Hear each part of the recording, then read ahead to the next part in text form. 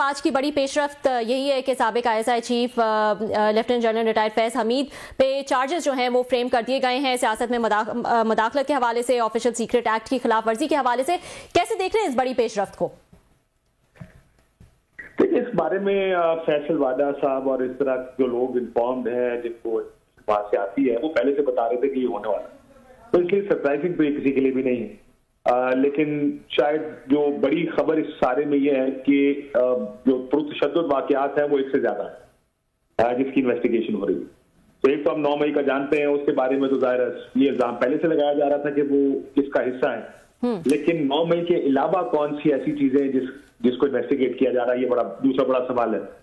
क्या अब जो पुरतशद्दुद वाकयात ज़हन में आते हैं उसमें मुझे तो इमरान खान साहब पर जो गोली चली वो एक ज़हन में आती, जब उनको गोलियां लगी वजीराबाद में, क्या उसकी बात हो रही है, या कोई ऐसे वाकयात बताए जा रहे हैं जो जिसमें एक्चुअली कोई तशद्दुद हुआ नहीं लेकिन होना था। अब क्या उन वाकयात का जिक्र है? तो ये बड़ा इंटरेस्टिंग होगा कि जब तफसील मजीद जाएगी, लेकिन वो तफसील भी तो इसी तरह दी जाती है। लेकिन एक याद रखिएगा, इसमें जो उसके अगला नुक्ता है जिसमें सियासी जो अवामिल है या जो सियासी पॉलिटिकल पार्टीज हैं उनका इसके ऊपर रोल जी, वो ही सेड शी सेड से शायद इतना काम ना चले। देखिए, जो मकबूल सियासी जमातें होती हैं उनको आप सजाएं तो दे सकते हैं, लेकिन सजाएं ऐसी होनी चाहिए और केसेस ऐसे होने चाहिए जिसको देखकर बियॉन्ड रीजनेबल डाउट लोगों को यकीन हो कि हाँ इस वजह से सजा दी जाएगी, और बाकी नजर भी आ रहा है कि ये ठीक है। ये ना हो कि ये कहा जाए कि वो जो होता है ना कि इल्जाम भी है और इल्जाम उन्होंने कह दिया तो इस वजह से ये इस तरह होगा, शायद इस तरह नाकाफी होगा। मेरा ख्याल है आई एम अस्यूमिंग कि ज्यादा एविडेंस होगा, ऐसा एविडेंस जिसको कोई क्वेश्चन ना कर सके, जिसको इनकॉन्ट्रोवर्टिबल एविडेंस। अब देखते हैं एविडेंस क्या सामने आता है, केस कैसे चलता है। तो ये अगली फेज बड़ी इंटरेस्टिंग होगी कि तरीके साहब और इमरान खान साहब को कैसे मिलिट्री कोर्ट्स में लेके जाते। जी, मैं यही पूछने वाली थी कि इमरान खान साहब जो है वो आप कितनी मुश्किल में हैं, क्योंकि हुकूमत तो कहती है जो भी इनकी एक्टिविटीज़ हैं फैज हमीद साहब की, वो जो है उसके ताने बाने, उसका गठजोड़ जो है वो इमरान खान और पीटीआई से मिलता है। तो इमरान खान साहब के लिए कितनी मुश्किल होगी अब? देखिए, इमरान खान साहब ऑलरेडी जेल में, और कितना अंदर जाएंगे? मैं एक ही जेल में ही अंदर ज्यादा सजाएं दे सकते हैं। ऑलरेडी 14 साल या 10 साल या जितने भी केसेस में उनको सजाएं हो रही हैं, इसी तरह की एक सजा और हो जाएगी। तो उनको अगर आप ये कहें कि उनकी मुश्किल बढ़ जाएगी, जेल में है, जेल में रहे,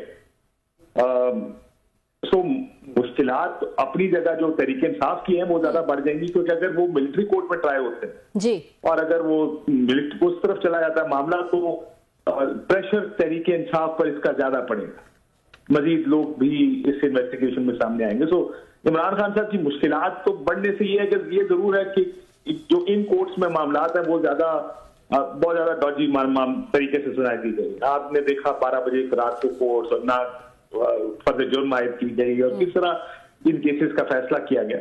इस केस में जरा थोड़ा सा मुख्तलिफ भी होगा कि ये मिलिट्री कोर्ट, अब देखते हैं कि एक्सेस कैसे देंगे, क्या मीडिया को कवर करने की इजाजत होगी, क्या लोग वहां जाके केस सुन पाएंगे, रिपोर्ट हो सकेगा, ट्रांसपेरेंसी इसमें कितनी होगी, जो इल्जाम लगा है उसके एविडेंसेस क्या दिए जाते हैं।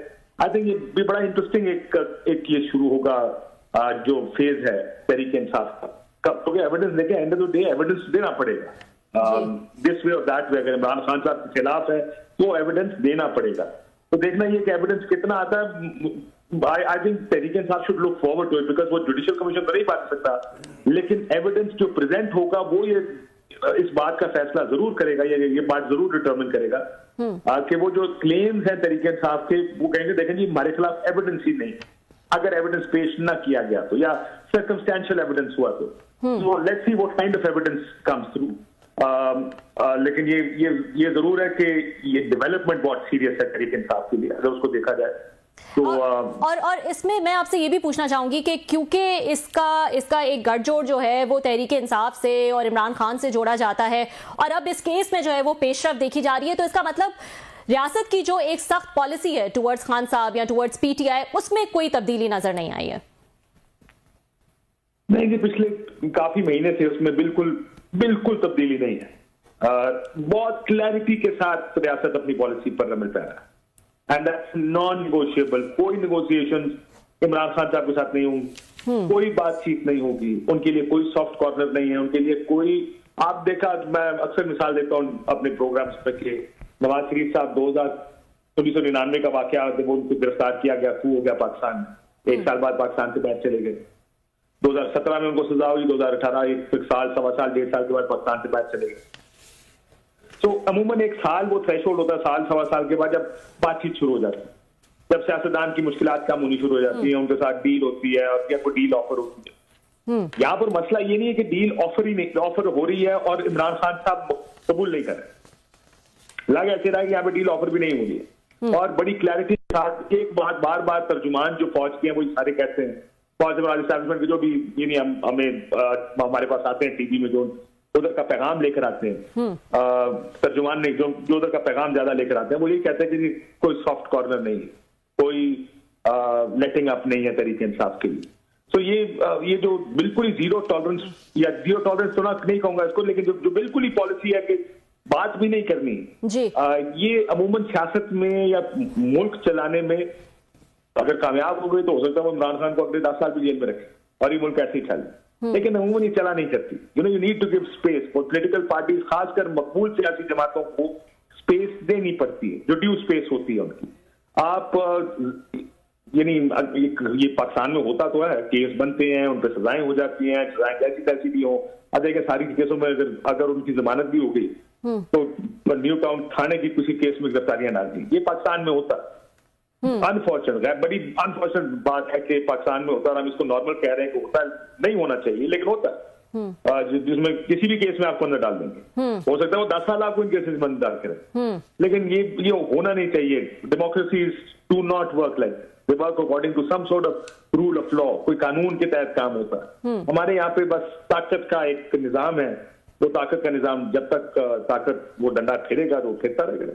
हाँ, लेकिन आपको नहीं लगता काशिफ कि ये मुज़ाकरात का ऑप्शन जो है वो इतने टाइम से था खान साहब के पास, अब जाके जो है ऐसा लगता है कि उसमें कुछ सीरियसनेस नजर आई है कि उन्होंने 5 रुकनी कमेटी जो है वो भी बना दी है, लेकिन अब जब वो सीरियस हुए हैं तो आगे से कोई रिस्पांस जो है वो नहीं आ रहा है। सो थोड़ा सा लेट हो गए हैं वो ये सोचने में कि एक मुज़ाकराती कमेटी बनाई जाए और एक सीरियस टर्म्स पे जो है वो मुज़ाकरात के लिए तैयार हैं। बल्कि उमर अयूब साहब ने तो कह दिया कि इंसान हो या फरिश्ते हो तो हम मुज़ाकरात करने को तैयार हैं। तो ये फ्लेक्सिबिलिटी पहले भी दिखाई जा सकती थी। देखिए, इन्होंने बारहा तहरीक इंसाफ की जानिब से इमरान खान साहब जेल से ये कहते रहे कि हम इस्टेब्लिशमेंट से बात, इस्टेब्लिशमेंट बार बार आके प्रेस कॉन्फ्रेंस में कहती रही कि हम इनके साथ बात नहीं करेंगे, अगर बात करनी है तो सियासतदानों से करें। प्रॉब्लम यह है कि तहरीक इंसाफ का ये मानना है कि सियासतदान के पास हमें देने को कुछ नहीं, वो तो बेनिफिशरी है सारे 8 फरवरी का, उस सारी धांधली का, 4.7 की गवर्नमेंट है, ये हमें क्या दे सकते हैं। बात भी ठीक है। देखिए, अगर आप इफेक्टिवली इस निजाम को देखें कि खड़ा किधर है, खड़ा कि जो चीजें तरीके इंसाफ को चाहिए, अगर वो सिर्फ एक नुक्ते पर भी बात करते हैं कि इमरान खान को रिहा कर दिया, एक नुक्ता भी अगर इमरान खान रिहा कर भी दिया जाए तो वो ही इमरान शायद इस हुकूमत को गिराने के लिए काफी होगा, क्योंकि इमरान खान साहब बाहर आके चुप तो बैठेंगे नहीं। उनकी क्राउड पुल क्या है, वो मकबूल एक लीडर है, ये हम सब जानते हैं। उन्होंने और उनके 8 फरवरी का इलेक्शन ही उठा के देख लें, उससे पहले कि उनकी पॉलिटिकल एक्टिविटी जो जलसे जुलूस है वो उठा के देख लें, तो मकबूल तो वो बहुत है। आज फवाद चौधरी साहब ये कह रहे थे कि मौलाना फजल रहमान साहब ने ये बात राना सनाउल्लाह साहब को कही कि आप इमरान खान को के साथ बातचीत करें, उसको रिहा करें। मैंने कहा उसको रिहा करने का मतलब है हुकूमत हमारी गिर जाए और फिर इलेक्शन हो, इमरान खान 2 तिहाई से ज्यादा से हुकूमत में आए और हम सारे जेल में बैठे। ये है वो खौफ तरीका इस हुकूमत का, जिस वजह से हुकूमत कोई भी किसी किस्म के बातचीत या मुज़ाकरात करना नहीं चाहती।